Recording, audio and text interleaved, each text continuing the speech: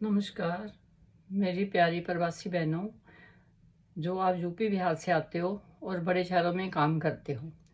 मेरी बहनों, मैंने पहले भी आपको एक संदेश दिया था। लगता है कि काफ़ी लोगों ने पढ़ा है क्योंकि काफ़ी व्यूज़ थे।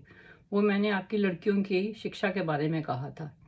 मेरी प्यारी बहनों, आज का मेरा संदेश ये है कि आप लोगों के जो छोटे बच्चे होते हैं, हमारे भी होते हैं, पर मैं स्पेशली आपके बच्चे इसलिए कह रही हूँ कि मैंने उनके बारे में ही कुछ बोलना है।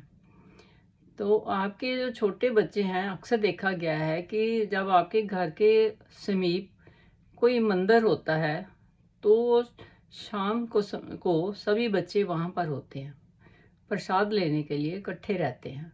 उनमें से कोई बच्चे 5 साल के होते हैं, कोई साल का होता है, कोई 2 साल का। ऐसे बाहर जो है हम 3-3 4-4 बच्चे इकट्ठे होकर खड़े रहते हैं और उनकी गिनती 10-12 के करीब हो जाती है। जब लोग मंदिर में अंदर जाते हैं, प्रसाद को चढ़ाते हैं, तो बाहर आकर वो उनको बांट देते हैं। वो बहुत खुश होते हैं कि हमको प्रसाद मिल गया है। मेरी प्रिय बहनों, उस प्रसाद से क्या होता है? जो अंदर प्रसाद लेके गया है, उसके भी तो बच्चे हैं।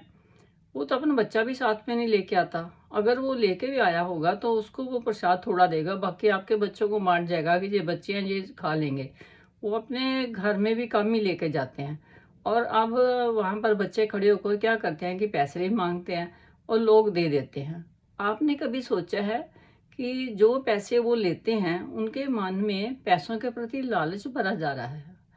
वो पैसे लेकर के आपको देते हैं। वो तो जो कोई साथ में शॉप होती है छोटी सी किराने की बनी हुई मंदिर के पास, वहीं पर पैसे खर्चते हैं और कुछ गंद मंद सा ऐसे ही खा लेते हैं, खा के आपके पास चल जाते हैं। अगर कोई पैसा बचा भी लेते हैं तो दूसरे दिन खर्च लेते हैं। तो आप उनको कौन सी आदत डाल रहे हैं? प्रसाद ज़्यादा खा के क्या मिलना है आपको? कुछ नहीं मिलने वाला।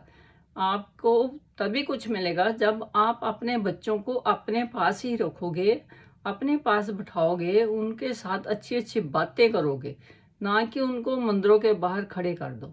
और ये एक मंदिर के आगे नहीं होता, जहाँ भी जाओ सब जगह ही बच्चे होते हैं। सभी बच्चों को प्यार करते हैं। अगर आपने अपना जीवन ऐसे बताया है कि आप भी ऐसे करते थे, फिर तो आपको अच्छा ही लगता होगा।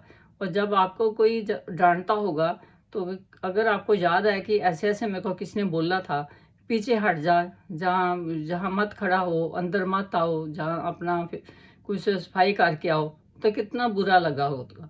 जब आपके बच्चों को भी मंदिरों में ऐसे बोला जाता है, बाहर खड़े हों या थोड़े थोड़े अंदर चल जाते हो, तो मैं अक्सर देखती हूँ, मेरे को बहुत दुख होता है कि ये भी तो बच्चे हैं, इनको कैसे बोल रहे हैं। और वो बोलते भी ठीक है कि आपने अपने बच्चों को ऐसे ही तो भेजा होता है, ना आप उनको सफाई की तरफ ध्यान देते हो, क्योंकि तब रात को तो आप घर पे ही होते हो ना। अपने बच्चों को खुद घर में संभाल लो। ये प्रसाद की आदतें जो है बंद कर दो। उनके हाथों में किताबें और कापियां दो। कोई भी मंदिर के बाद आपके बच्चों को पेन और कापियां बांटने वाला नहीं है। आपको अपने बच्चों की शिक्षा का ध्यान खुद ही रखना है। उनका समय बर्बाद मत करो।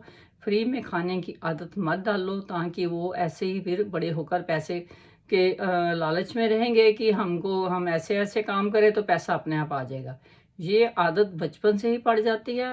कृपा करके अपने बच्चों को घर में रखो, अपने पास रखो। इन आदतों को बंद कर दो और उनको प्यार से सारी बातें समझाओ और घर में ही बैठाओ।